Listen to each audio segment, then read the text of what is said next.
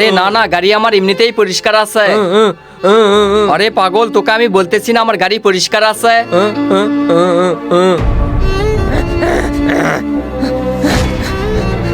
তারা তোকে দেখাচ্ছি মজা।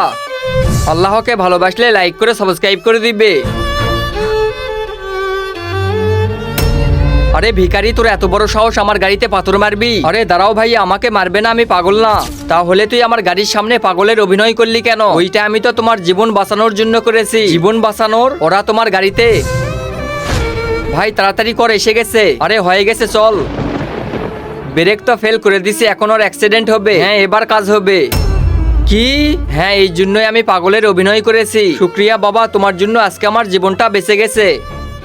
এই টাকাটা নাও, কিছু খেয়ে নিবে। শুক্রিয়া ভাইজান, এখন থেকে সাবধানে যাবে।